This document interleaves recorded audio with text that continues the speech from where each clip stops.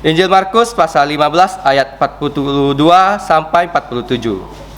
Sementara itu hari mulai malam, dan hari itu adalah hari persiapan, yaitu hari menjelang Sabat.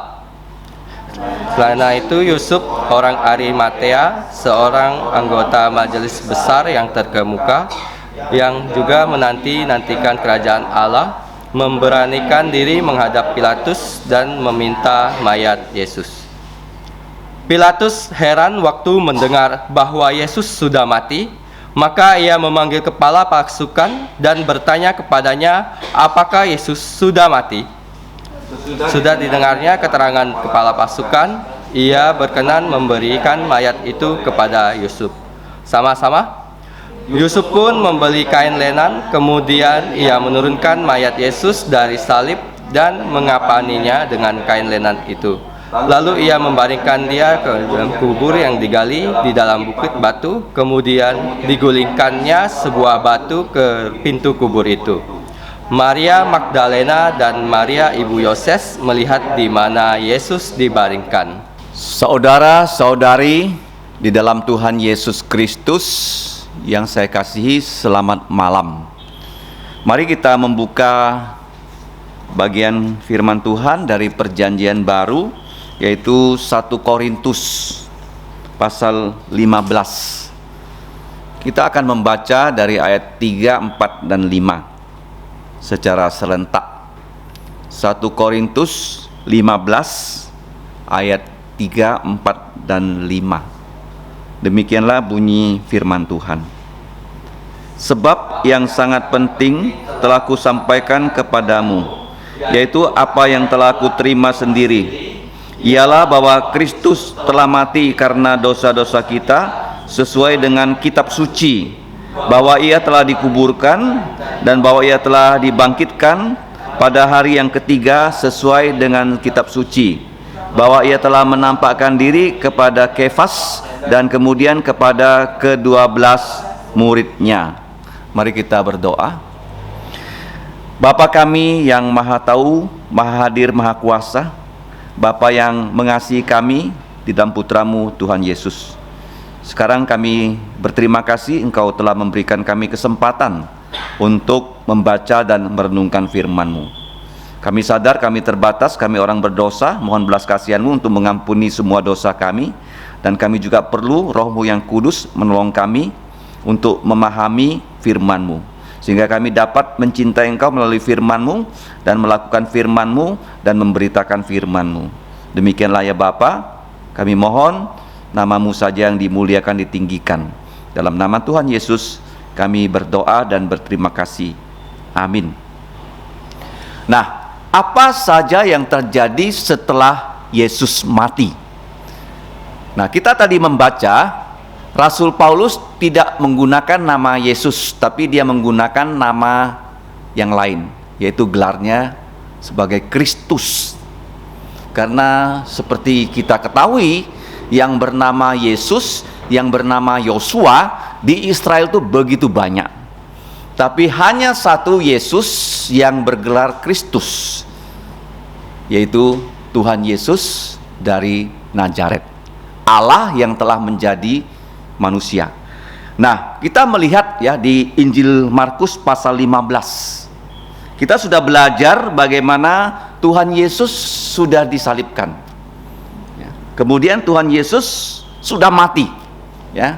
Kemudian kita hari ini akan belajar tentang Tuhan Yesus dikubur.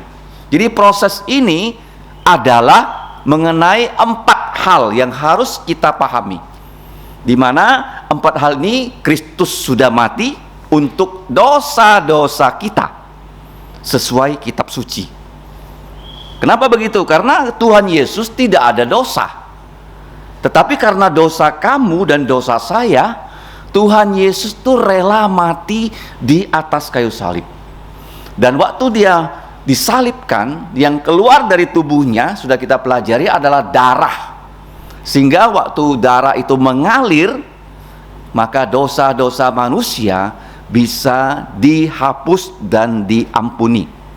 Ya, sudah sering dijelaskan bahwa warna merah yang disukai oleh orang Tionghoa itu melambangkan darah dari binatang korban, di mana yang berbuat dosa jangan sampai mati, tetapi dosa itu dia transfer, dia pindahkan ke binatang korban, binatangnya disembelih, darahnya mengalir, binatangnya mati, dia jangan mati. Nah, tetapi kita tahu bahwa darah binatang tidak bisa menghapus dosa. Hanya darah Tuhan Yesus yang bisa menghapus dosa seluruh dunia. Nah, kita hari ini akan belajar apa saja yang terjadi sesudah Tuhan Yesus mati. Kita tahu bahwa Allah itu tidak bisa mati. Bapa tidak bisa mati, Putra tidak bisa mati, Roh Kudus tidak bisa mati. Tidak ada yang bisa membunuh tiga pribadi itu sehingga mereka mati. Tetapi begitu Putra Allah telah menjadi putra manusia, dia bisa mati. Dia menjadi manusia seperti kita. Bedanya dia tidak ada dosa, karena dia lahir secara ajaib. Dia tidak punya bapak jasmani, dia hanya punya ibu rohani. Nah, kalau kita runtut ya, apa saja yang terjadi sesudah Yesus mati. Nah, pertama kita harus kembali ke Injil Matius pasal yang ke-27. Waktu Yesus disalib. Nah, di situ kita bisa belajar ya, mengapa hal-hal ini terjadi sesudah Yesus mati. Mari kita lihat Injil Matius pasal 27. Ayat yang kita pelajari pertama itu ayat 51. Sesudah Yesus mati, ayat 50 dikatakan Yesus berseru pula dengan suara nyaring dan menyerahkan nyawanya. Ayat 51 dikatakan, dan lihatlah tabir bait suci terbelah dua dari atas sampai ke bawah. Nah, ini yang pertama terjadi. Jadi waktu Yesus mati di bait Allah, sudah sering dijelaskan bahwa korden ya, pembatas dari ruang Maha Kudus dan ruang kudus itu adalah kain yang tebal ya, yang tidak mungkin ya digunting untuk dibelah menjadi dua, tetapi itu bisa terbelah menjadi dua dari atas sampai ke bawah. Nah, mengapa ini terjadi? Karena Yesus ya mati sebagai imam besar agung. Sebelumnya ya, yang menjadi imam adalah Harun dan putra-putranya. Tidak ada orang yang boleh menjadi imam. Apa itu imam? Imam adalah perantara antara Allah dan manusia. Jadi dia mewakili Allah untuk memperkenalkan Allah kepada manusia. Itu imam ya. Ataupun dia membawa dosa-dosa manusia ke hadapan Allah untuk diampuni. Itu pekerjaan imam ya. Nah, Yesus adalah imam besar agung. Dia sendiri tidak pernah menyembelih anak domba. Dia sendiri adalah anak domba Allah yang disembelih. Jadi waktu tirai bait Allah terbelah jadi dua, implikasinya adalah sesudah Yesus mati, semua orang percaya, laki-laki dan perempuan, disebut imam-imam dan raja-raja. Nah, ingat ya, bukan hanya Harun dan putra-putranya yang boleh jadi imam, semua kita boleh menjadi imam. Apa itu imam? Imam itu adalah kita bisa memperkenalkan Yesus kepada orang lain, dan kita juga bisa mendoakan orang lain di dalam nama Yesus. Sebelumnya tidak boleh. Hanya Harun dan putra-putranya. Sebelum Harun menjadi imam, itu di zamannya Abraham ya, itu setiap kepala keluarga adalah imam. Itu implikasinya. Nah, sekarang pertanyaannya, sudahkah kita menjadi imam? Berdoa untuk orang lain. Pria wanita, kita bisa sama-sama mendoakan orang lain. Baik kita pria maupun wanita, kita bisa memberitakan Injil pada orang lain. Itu implikasinya. Ya, jadi kita bisa masuk ke ruang kudus dan ruang Maha Kudus di dalam nama Yesus. Makanya kalau kita doa, sapa Bapa, sesal doa, syukur anugerah, sahabat didoakan, baru sendiri didoakan, selesaikan di dalam nama Tuhan Yesus. Kalau doa tidak di dalam nama Yesus, doanya tidak akan sampai. Itu yang implikasi pertama. Kita lanjutkan dalam Matius 27. Nah, setelah tirai bait Allah ini robek jadi dua, itu imam-imam di Yerusalem, karena tirai bait Allah itu hanya satu, bait Allah hanya satu. Mereka tahu ya, tirai bait Allah robek jadi dua, terjadilah gempa bumi dan bukit-bukit batu terbelah dan kuburan-kuburan terbuka. Nah, jadi di sini dan orang-orang kudus ya banyak yang telah meninggal bangkit. Dan sesudah kebangkitan Yesus mereka keluar dari kubur lalu masuk ke kota kudus dan menampakkan diri kepada orang banyak. Jadi waktu Yesus mati, tirai bait Allah terbelah jadi dua. Kemudian ya di daerah Yerusalem terjadi gempa bumi. Ya, terbelah, bukan hanya tirai tapi yang sekarang terbelah tanah. Kalau kita lihat ya, gempa bumi yang sekarang terjadi tidak bisa diprediksi kapan gempa bumi terjadi berikutnya. Kita sering membaca berita ada gempa bumi, kadang-kadang di Indonesia Timur, kadang-kadang di Indonesia bagian barat atau di Jawa. Tapi kita tidak bisa memprediksi gempa bumi berikutnya. Nah, sesungguhnya siapa sih yang mengendalikan gempa bumi? Jawabannya hanya Tuhan. Ya, walaupun manusia punya superkomputer yang disebut quantum komputer, zaman sekarang tidak bisa memprediksi gempa bumi berikutnya di mana terjadi dan kapan terjadi, tidak bisa. Tapi gempa bumi ini adalah spesial, ya, di mana waktu terjadi gempa bumi bukan hanya tanahnya terbelah, tetapi kuburannya pun ya terbuka. Kuburan siapa tuh yang terbuka? Hanya orang-orang percaya yang sudah percaya Yesus loh. Kuburan orang yang tidak percaya Yesus tidak terbuka. Jadi ini fenomena yang supranatural. Kamu bayangkan ya, ada pekuburan Kristen. Belum tentu semua yang dikubur di pekuburan Kristen itu orang percaya loh. Tapi waktu Yesus mati, kuburan orang yang sungguh-sungguh percaya saja yang terbuka. Kenapa? Karena nanti waktu Yesus bangkit pada hari Minggu, mereka ikut bangkit loh. Nah, saya sudah sering katakan, mereka yang bangkit dari kematian dalam Alkitab pasti orang yang percaya Yesus. Tidak mungkin ya orang yang tidak percaya disuruh bangkit dari kematian, karena mereka tidak percaya sekali mati langsung masuk neraka dan tidak bisa keluar lagi. Seperti Lazarus, dia mati 4 hari. Di mana dia? Pasti di surga, tapi disuruh kembali lagi ke bumi untuk menjadi saksi. Paham?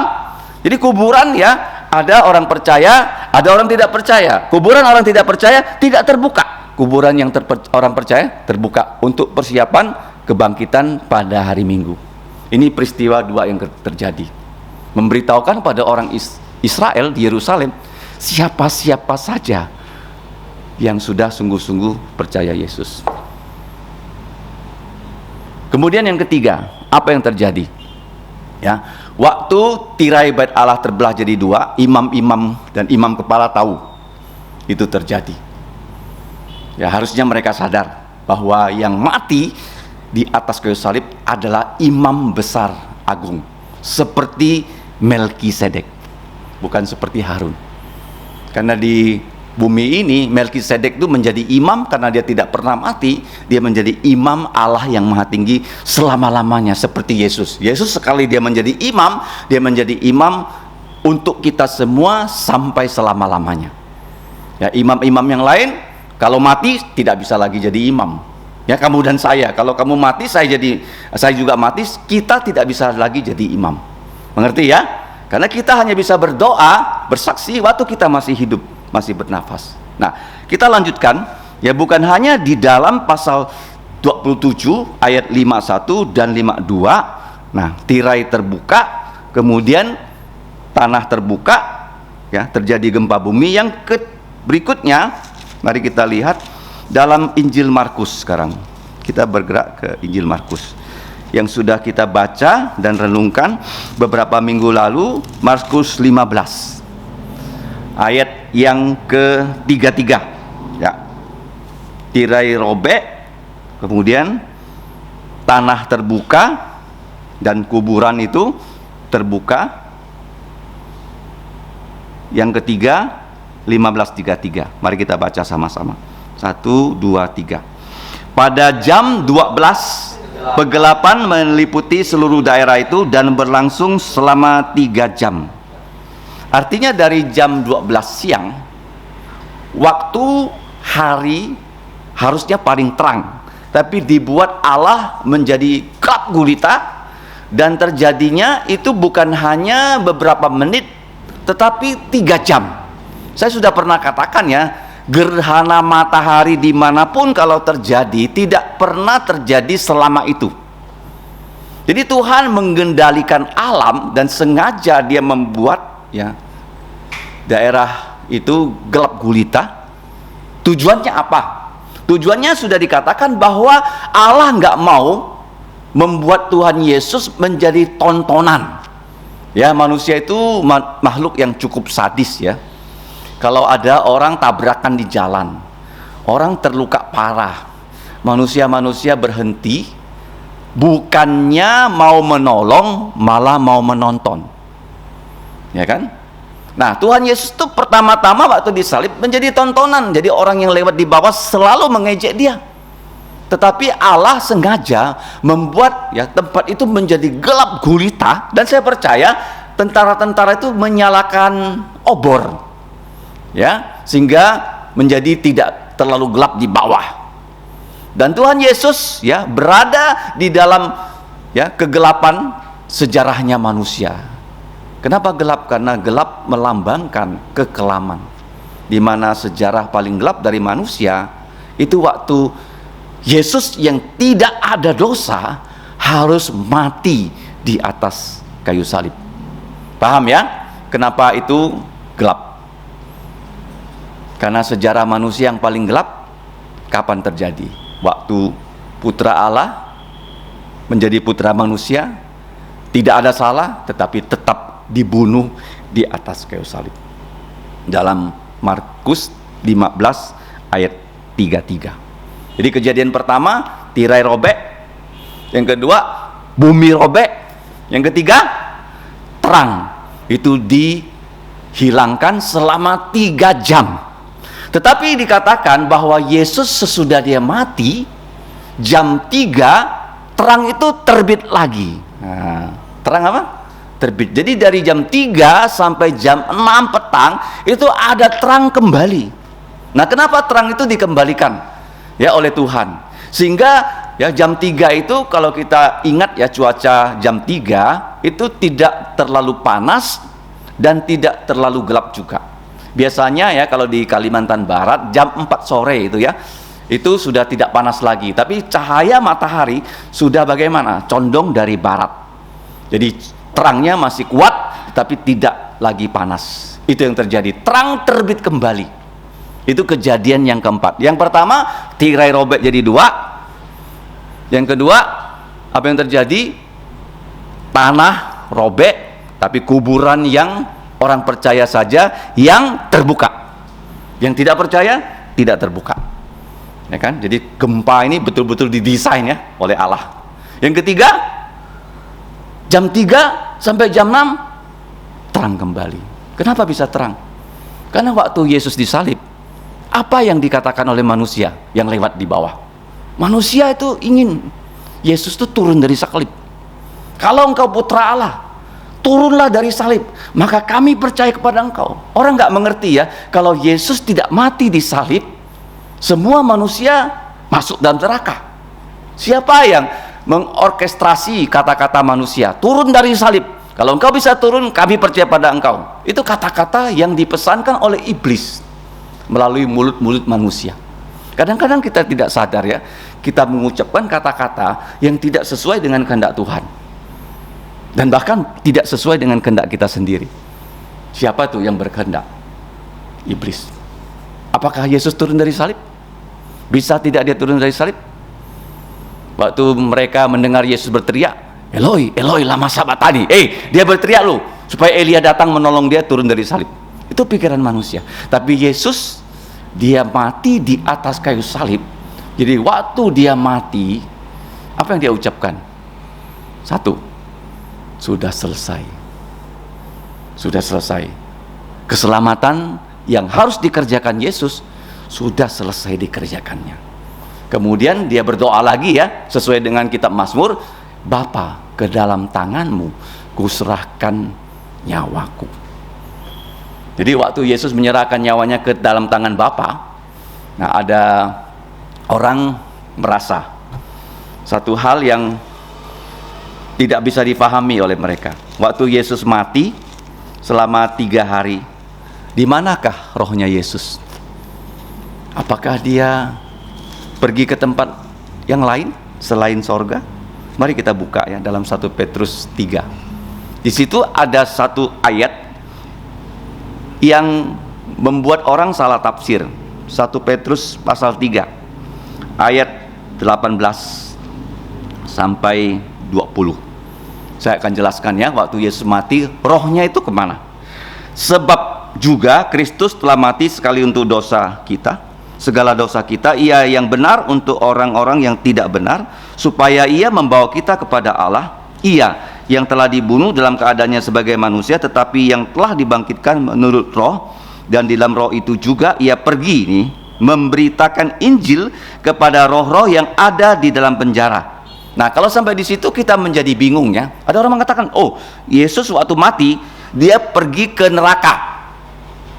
Ya, karena ayat berikutnya dikatakan yaitu kepada roh-roh mereka yang dahulu pada waktu Nuh tidak taat kepada Allah, ketika Allah tetap menanti dengan sabar waktu Nuh sedang mempersiapkan bahteranya, di mana hanya sedikit, yaitu 8 orang yang diselamatkan oleh air bah itu.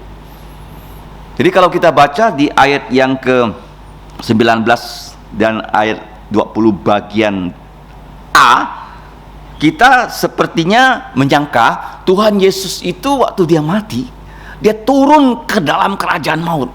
Dalam pengakuan iman rasuli, turun dalam neraka. Kenapa dia turun dalam neraka? Ini ayatnya, dia memberitakan Injil kepada roh-roh yang binasa di zamannya Nuh. Betul seperti itu? Apakah dia turun ke neraka? Bukan. Yesus berkata kepada penyambut yang di sebelahnya, pada hari ini juga engkau bersama-sama dengan aku di sorga, di Firdaus. Artinya Yesus waktu dia mati ya rohnya itu ke surga, tidak turun ke dalam neraka. Kenapa dalam pengakuan iman rasuli ada dikatakan Yesus turun ke dalam kerajaan maut? Artinya dia sungguh-sungguh mati. Nah, kenapa memberitakan Injil kepada roh-roh yang ada dalam penjara? Siapa yang memberitakan Injil? Bukan rohnya Yesus turun ke neraka. Itu Nuh dan keluarganya yang 8 orang yang percaya, mereka memberitakan Injil kepada beratus-ratus juta orang. Tidak ada satupun yang mau percaya, termasuk tak ada satu tukang pun yang percaya. Kamu bayangkan loh, tidak gampang membawa orang percaya Yesus. Kalau ada yang percaya, itu adalah anugerah Tuhan. Paham? Anugerah siapa? Tuhan. Kamu bayangkan ya, tukang-tukang yang bekerja dengan Nuh itu berapa tahun, bukan hanya puluhan tahun, bisa juga beratus tahun, tapi tidak satu pun yang percaya dengan firman yang Tuhan berikan pada Nuh. Akan datang air bah, semua manusia mati kalau tidak masuk dalam perahu ini. Gak ada yang percaya. Mereka hanya mau kerja dengan Nuh, mendapatkan duit dari Nuh, tapi tidak mau terima firman dari Allah melalui keluarga Nuh. Apa peristiwa yang terjadi setelah Yesus mati? 1, tirai robek jadi 2, sebagai bukti bahwa imam-imam di bait Allah itu bukan lagi mereka jadi imam, tapi siapa lagi? Orang percaya Yesus semua boleh jadi imam. Yang kedua, bumi robek. Kubur siapa yang terbuka? Orang-orang percaya. Yang ketiga, terang. Ketika terang itu terjadi, nah, yang berikutnya, apa yang terjadi setelah terang? Mari kita buka, yaitu dalam Yohanes. Jadi urutannya begitu logik ya. Yohanes 19. Di dalam Yohanes 19 ada 2 hal yang penting yang terjadi. Yohanes 19 ayat 34. Mari kita baca sama-sama. 34. Tetapi seorang dari antara prajurit itu menikam lambungnya dengan tombak, dan segera mengalir keluar darah dan air. Kenapa itu? Karena setelah terang itu muncul, apa yang terjadi? 3 orang yang disalib harus ya sesuai dengan SOP. Karena sudah jam 3, mereka melihat ya penyamun di sebelah Yesus yang masih segar kemungkinan ya. Terus mereka patahkan kakinya, dua-duanya kakinya dipatahkan loh. Kenapa kaki dipatahkan? Jadi waktu orang disalib, Dia kalau tangannya sakit, kakinya yang jinjit. Ya, tahu tangannya sakit apa? Kakinya yang jinjit. Tapi waktu tangannya, bagaimana kakinya sakit, tangannya yang narik. Jadi ketika kakinya dipatahkan, kakinya tuh nggak bisa jinjit lagi. Jadi dia lebih tergantung seperti ini. Itu mengakibatkan dia sesak nafas dan cepat mati. Paham? Jadi penyamun kanan dipatahkan kakinya, kiri dipatahkan kakinya. Tetapi waktu mereka sampai pada Yesus, nah, mereka melihat Yesus sudah tertunduk. Ya kan? Sudah terang kan? Jadi waktu tertunduk, mereka harus pastikan bahwa Yesus sudah mati. Karena di Alkitab Perjanjian Lama ada janji bahwa Yesus itu tidak ada satu tulangnya pun yang patah. Karena Yesus adalah seperti anak domba Allah yang disembelih di waktu Paskah. Kamu tahu ya, domba Paskah itu usianya harus 1 tahun.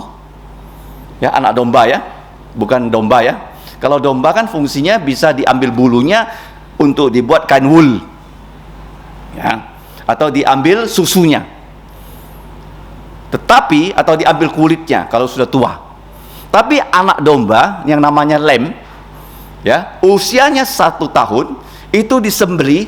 Setelah disembelih, darahnya dioleskan di ambang pintu, dan anak domba itu harus dipanggang untuk dimakan seluruh keluarga. Tetapi kalau anak domba itu tidak selesai habis dimakan, tidak boleh dipatahkan. Ya, seperti kita pergi ke restoran, ada yang namanya iga bakar kan, betul nggak? Kan dipotong kan, baru dibakar. Ini nggak boleh. Jadi kalau tidak habis, hanya diambil itu dagingnya dimakan, sisanya harus diapain? Dibakar habis. Nggak boleh satu tulangnya pun patah.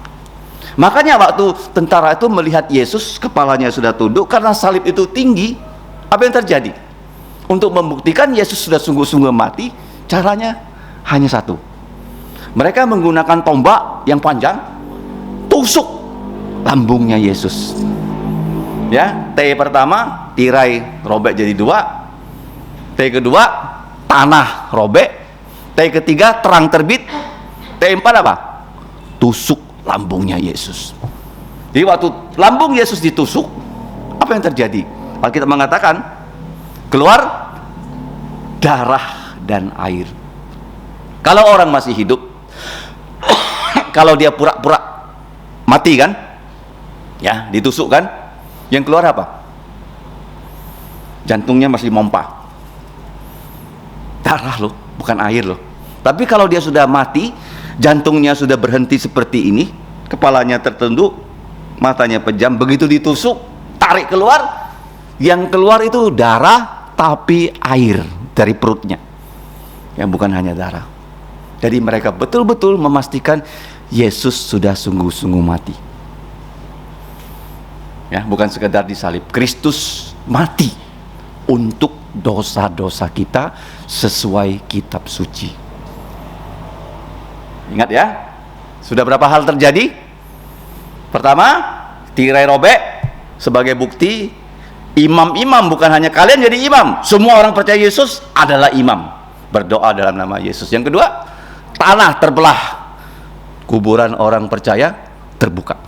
Yang ketiga, terang terbit lagi sehingga mereka lihat, penyamunnya itu yang 2 masih segar, kita hantam kakinya, patahkan supaya cepat mati. Ya, sebelum jam 6 satu penyamunnya udah mati. Karena Yesus janji ya, pada hari ini juga engkau bersama dengan aku di Firdaus, tidak lewat jam 6. Yang keempat, tusuk lambungnya Yesus, ya, supaya bukti Yesus sudah sungguh-sungguh mati. Yang kelima, Yohanes 19 ayat 40. Mari kita baca. Kita baca dari ayat 38 ya sampai 40. Sesudah itu, Yusuf dari Arimatea, ia murid Yesus tetapi sembunyi-sembunyi karena takut kepada orang-orang Yahudi, meminta kepada Pilatus supaya ia diperbolehkan menurunkan mayat Yesus, dan Pilatus meluluskan permintaannya itu. Lalu datanglah ia dan menurunkan mayat itu. Juga Nikodemus datang ke situ. Dialah yang mula-mula datang waktu malam kepada Yesus.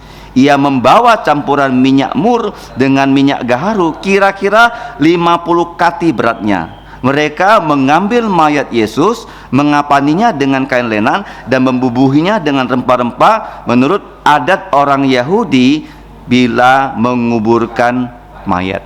Jadi yang kelima, tubuh Yesus yang sudah tidak bernyawa sekarang dikuburkan. Makanya tadi waktu kita membaca dalam Injil Markus pasal 15, Yesus dikubur. Ini poin kedua dari Injil. Yang pertama, Kristus sudah mati untuk dosa-dosa kita sesuai kitab suci.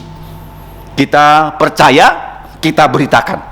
Yang kedua, kita bilang dia sungguh-sungguh mati. Buktinya dia sungguh-sungguh mati adalah dia dikuburkan. Bahkan dikatakan Yesus dikuburkan di antara kuburnya orang kaya. Orang apa? Coba lihat Markus 15.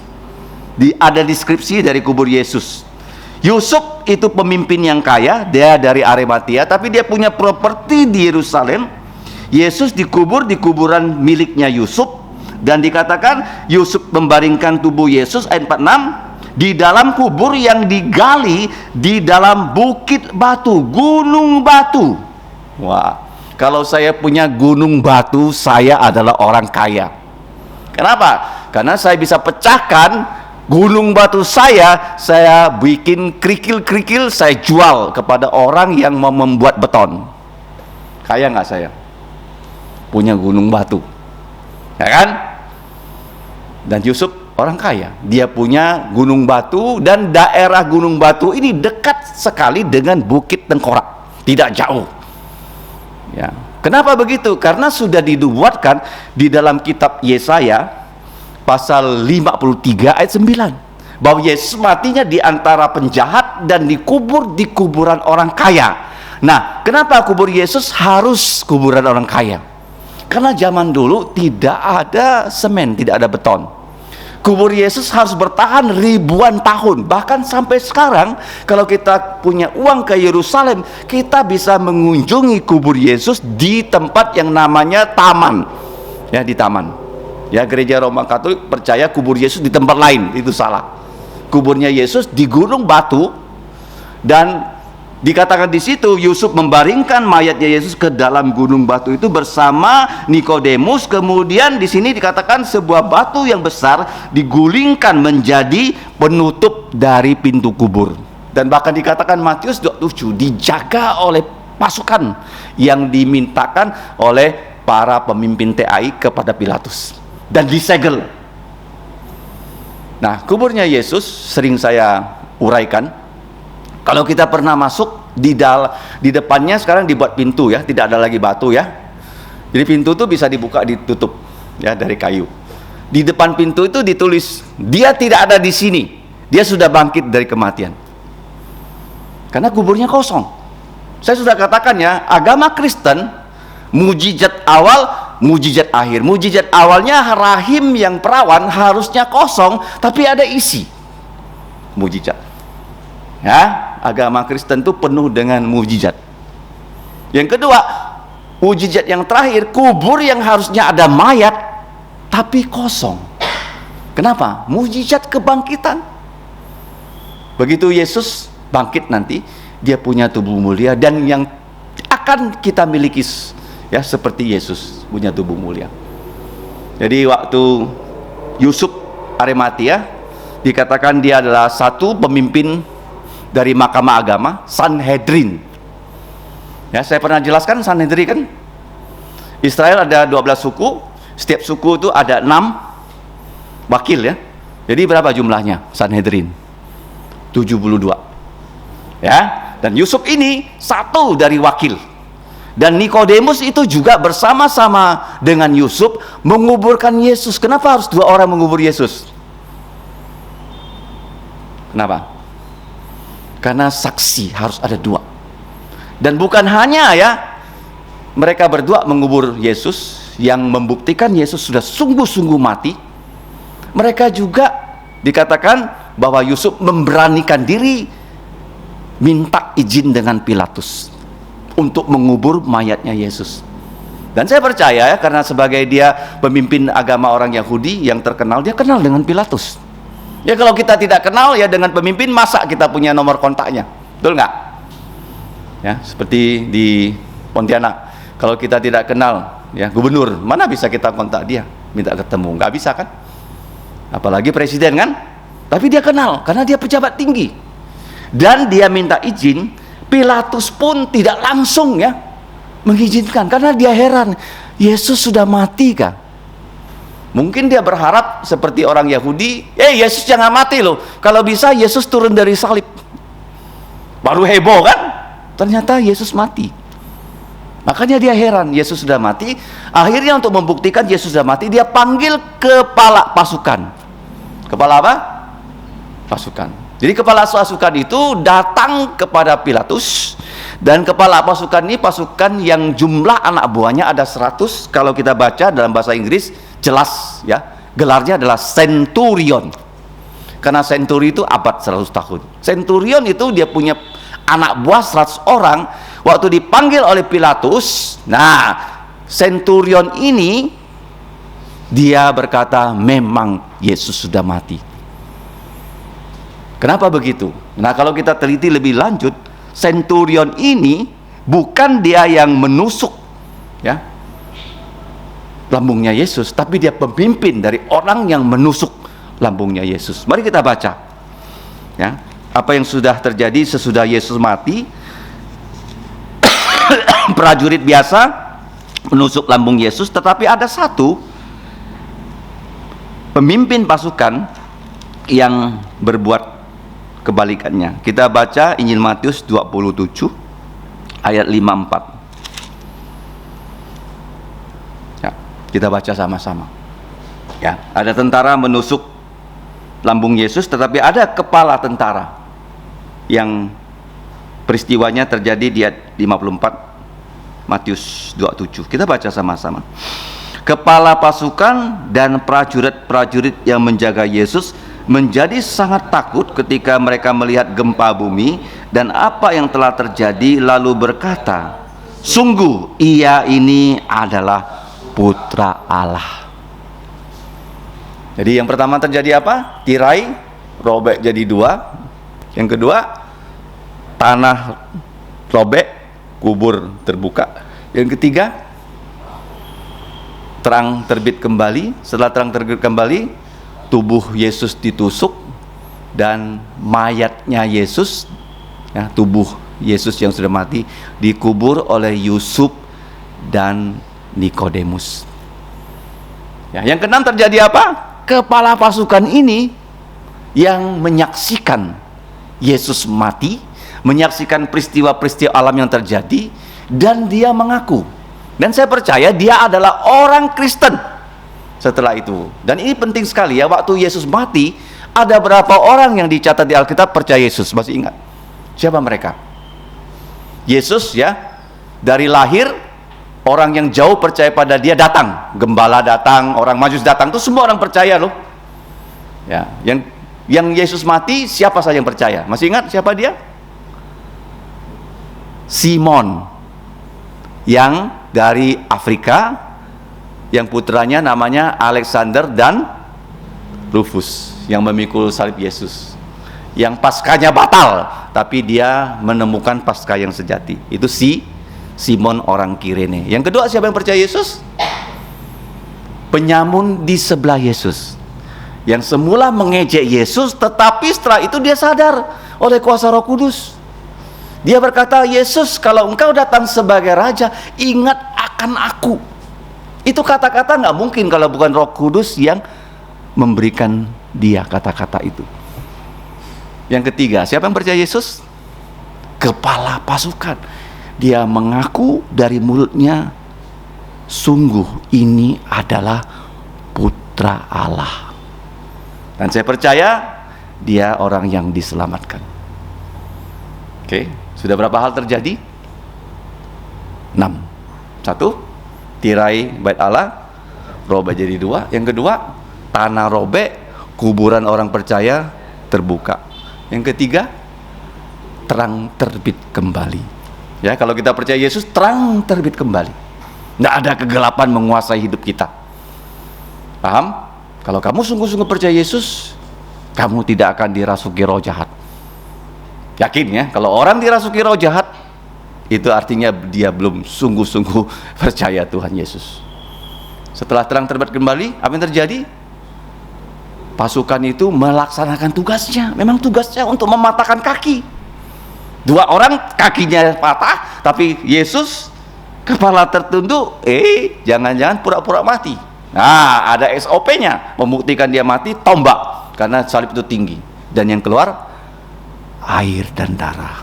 Yesus mati untuk dosa-dosa kita. Setelah itu apa yang terjadi? Karena sudah mati, murid Yesus pun datang. Nah, Yusuf berani sekali loh, semua murid itu takut. Tapi Yusuf berani. Karena memang sudah dinubuatkan, dan nubuat itu dalam Yesaya 5:3 harus dia melakukan, karena dia dikasih kekayaan supaya punya kubur orang kaya di Yerusalem, supaya kuburnya sampai sekarang masih bisa kunjungi oleh kita. Kubur yang kosong. Kubur apa? Coba kalau kubur Yesus kubur sembarangan, bisa dikunjungi nggak sekarang? Tidak bisa. Sekarang masih bisa kunjungi, karena gunung batu masih ada, guanya masih ada, dan Yesus dibaringkan di situ bersama Nikodemus selama 3 hari. Yang keenam, apa? Tentara mengaku Yesus sungguh-sungguh putra Allah. Ya, jadi intinya begini ya. Kematian Yesus, Yesus dikubur, Yesus bangkit, Yesus menampakkan diri, itu harus dipercayai dan diakui loh. Tidak hanya orang percaya, tapi mulutnya harus mengaku. Yesus sudah mati, Yesus dikubur, Yesus bangkit, Yesus menampakkan diri. Harus disebut keluar loh. Dan orang inilah yang dipanggil Pilatus. Tidak disebut namanya. Betul tidak? Yesus sudah mati. Dia bilang betul, Yesus sudah mati. Buktinya dia mati, SOP-nya sudah dijalankan. Sudah ditusuk lambungnya. Makanya ada lagu apa? Tanda paku kan? Tanda paku di kaki dan tangan. Tanda tombak di lambungnya. Ya, sudah 6 hal. Ulangi, 1, tirai robek jadi 2, tanah robek jadi 2, terang terbit kembali, terus tubuh Yesus ditombak, tubuh Yesus dikubur, terus tentara kepalanya mengaku Yesus adalah putra Allah. Itu yang dipanggil menjadi bukti Yesus sungguh-sungguh mati. Yang terakhir, yang ke-7, mari kita buka Injil Lukas. Ini penting ya, karena semua itu ada kaitannya, saling kait mengait. Lukas pasal 23 ayat 55 sebagai poin yang terakhir, poin ke-7. Kita baca sama-sama ayat 55-56. 1, 2, 3. Dan perempuan-perempuan yang datang bersama-sama dengan Yesus dari Galilea ikut serta, dan mereka melihat kubur itu dan bagaimana mayatnya dibaringkan. Dan setelah pulang, mereka menyediakan rempah-rempah dan minyak mur. Ini seperti yang tadi kita baca ya dalam Markus 15 ayat 47. Perempuan itu disebut namanya Maria Magdalena dan Maria ibu Yoses, melihat di mana Yesus dibaringkan. Jadi Yesus itu bukan dikubur dalam tanah ya, tapi di dalam gua batu. Nah, siapa Maria Magdalena? Kita sudah tahu ya, orang yang pernah 7 setan merasuki dia, diusir oleh Yesus. Sekarang Maria ibu Yoses, siapa dia? Ini nama lain dari Maria ibunya Yesus. Kenapa? Karena Yesus punya saudara tiri. Ingat berapa orang saudara tirinya? Ada 4 laki-laki, 3 namanya Y. Siapa mereka? Yakobus, Yudas, Yoses, dan Simon. Nah, ya kan? Siapa mereka? Yoses, Yakobus, Yudas, dan Simon, dan beberapa adik perempuan. Ini adalah, menurut saya ya, saya bisa salah, tapi namanya Yoses disebut, kemungkinan ini adalah Maria ibunya Yesus sendiri. Tapi Yoses di sini adalah adik dirinya. Maria punya banyak anak dari Yusuf. Kenapa Maria ini melihat Yesus dikubur? Jadi orang yang melihat Yesus dikubur bukan hanya Nikodemus dan Yusuf, tapi tentara-tentara, dan ini Maria dengan perempuan-perempuan lain itu sebagai saksi di mana kubur Yesus ditempatkan. Ini membuktikan ya di gereja itu banyak perempuan itu setia sekali. Karena mereka nanti kalau kita baca selanjutnya waktu Yesus bangkit, siapa yang pertama pergi ke kubur Yesus? Siapa? Kaum prianya masih tidur di rumah. Siapa mereka? Ya, rombongan-rombongan ibu-ibu ini. Jadi kita jangan meremehkan ibu-ibu. Memang di gereja BP ibu-ibu tuh nggak naik mimbar ya. Ya, untuk mimpin kebaktian. Ya paling menjadi penerjemah ya. Enggak. Ibu-ibu apa kerjanya? Mendidik anak, mengajar sekolah minggu boleh. Tapi berkhotbah gereja kita tidak, karena dikatakan oleh Alkitab bahwa kaum prialah yang melayani mimbar. Tapi perempuan juga punya kapasitas untuk melayani. Dan kita lihat ya bahwa rombongan ini pada hari bangkitnya Yesus, mereka nggak perlu lagi tanya di mana kubur Yesus. Pagi-pagi sekali ya, sudah ada terang matahari, mereka langsung bisa menuju ke kubur Yesus yang tidak salah. Dan waktu mereka sampai, kubur Yesus sudah terbuka dan kosong. Kaget luar biasa. Ya, jadi kita sudah belajar 7 hal. Mari kita ingat kembali. 1, tirai bait Allah robek jadi 2. Apa implikasinya? Semua orang percaya sudah jadi imam dan kelak jadi raja. Yang kedua, tanah robek, kubur orang percaya terbuka. Sebagai tanda Allah Maha Kuasa, dia sengaja mendatangkan gempa supaya orang tahu bahwa Yesus adalah Allah. Tapi Allah yang jadi manusia mati untuk manusia, sehingga kepala pasukan mengaku ini adalah putra Allah. Yang ketiga, setelah Yesus mati, jam 3 langsung terang. Karena gelap itu terjadi 3 jam.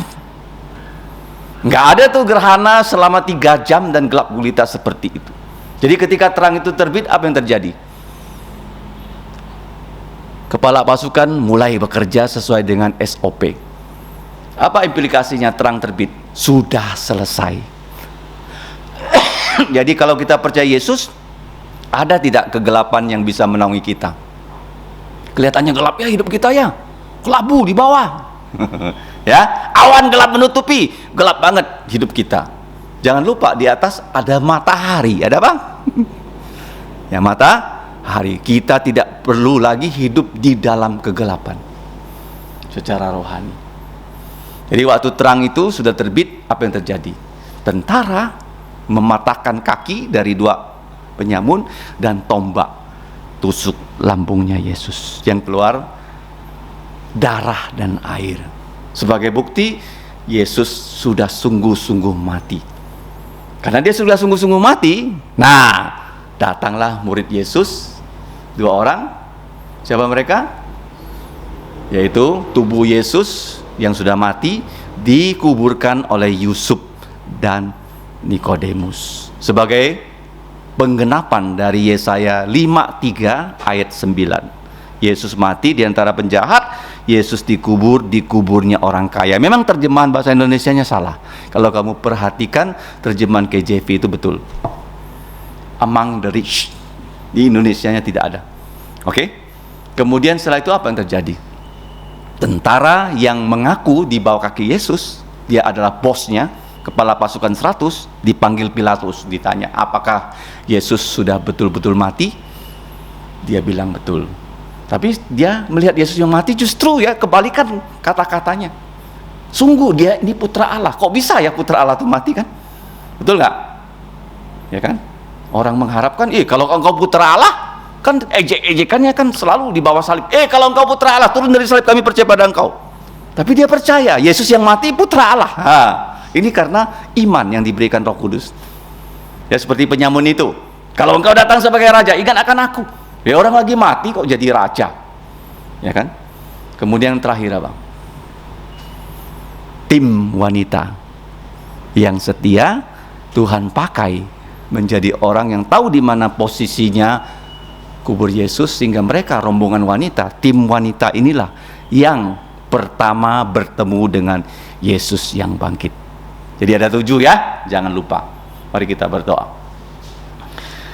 Bapa, kami datang mengucap syukur bahwa Kristus putramu yang menjadi putra manusia sudah mati di atas kayu salib untuk dosa-dosa kami sesuai dengan kitab suci.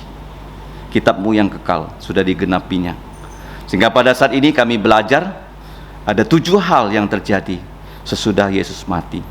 Tolong Bapa kami mengingatnya, dan kami semakin percaya kepada putra-Mu Tuhan Yesus. Berikan juga kami kesanggupan untuk menjadi saksi, agar melalui kami banyak orang bisa percaya pada Tuhan Yesus. Ampunilah dosa kami. Dalam nama Yesus kami bersyukur dan berdoa. Amin. Kita bangkit berdiri. Pujian kita yang terakhir, nomor 132. Kristus bangkit. 132.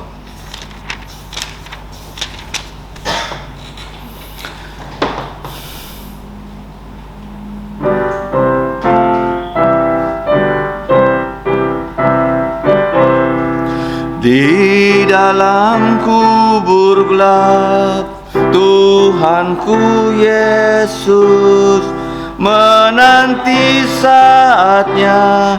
Yesus Tuhan, dari kubur Ia bangkit, mengalahkan kuasa iblis. Yesus bangkit mengalahkan kuasa gelap dan hidup bersama semua umat-Nya. Ia bangkit, Ia bangkit, haleluya, Ia bangkit.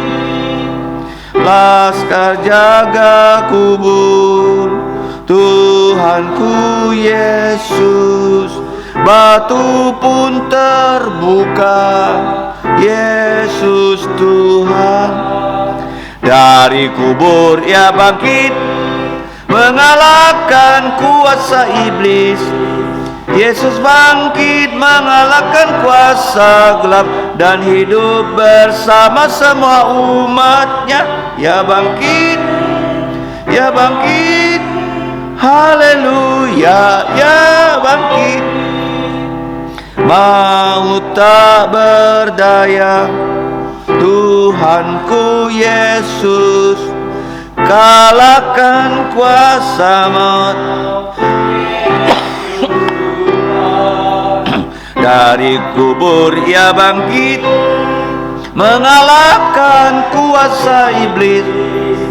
Yesus bangkit mengalahkan kuasa gelap dan hidup bersama semua umat-Nya. Ia bangkit, Ia bangkit, haleluya, Ia bangkit. Kita tetap berdiri, mari kita berdoa. Allah Bapa kami yang telah menciptakan kami dan bahkan telah menebus kami melalui putra-Mu Tuhan Yesus Kristus yang sudah mati untuk dosa-dosa kami. Dan kami bersuka cita bahwa Tuhan Yesus bukan hanya mati, dikubur, bangkit pada hari ketiga dengan tubuh yang mulia. Dan Dia berjanji akan datang kembali untuk memberikan kami tubuh yang mulia. Ya Bapa, kami bersyukur untuk pengharapan kekal, pengharapan abadi yang kami telah terima dari Engkau, yaitu janji-Mu yang tidak pernah Engkau tidak tepati. Kami bersyukur ya Bapa, kami dapat menjadi orang-orang yang percaya Tuhan Yesus sehingga Engkau selamatkan. Dan kami juga bersyukur bahwa kebaktian matahari terbenam sudah akan segera berakhir. Kami akan kembali ke rumah kami masing-masing. Kami kembali menyerahkan hidup kami ke dalam pimpinan Engkau. Jauhkanlah kami dari segala mara bahaya rohani, mara bahaya jasmani. Lindungilah kami ya Bapa dengan firman-Mu dan Roh-Mu yang kudus, sehingga kami hidup suci, hidup kudus untuk menjadi saksi Tuhan Yesus dimanapun Engkau tempatkan kami. Sehingga Engkau menjadikan kami sebagai juru bicara dari Injil-Mu, dari firman-Mu. Pakailah kami ya Bapa untuk menyelamatkan orang di sekitar kami, bahkan keluarga kami yang belum percaya. Kiranya mereka dapat digerakkan Roh Kudus untuk percaya pada Yesus dan diselamatkan. Pimpinlah kami semua Bapa, baik sebagai pelajar, sebagai pekerja, ibu rumah tangga, dan hamba-hamba-Mu. Kiranya kami selalu dapat menjadi murid dan saksi Yesus yang baik. Kami mau memuliakan nama-Mu, karena Engkaulah ya Bapa yang punya kerajaan dan kuasa dan kemuliaan sampai selama-lamanya. Dalam nama Tuhan Yesus, kami berterima kasih dan berdoa. Amin. Amin. Amin. Amin.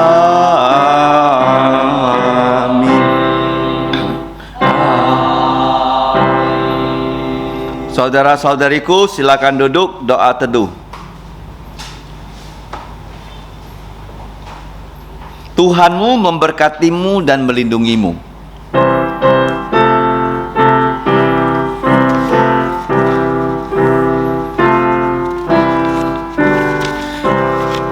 Tuhan memberkatimu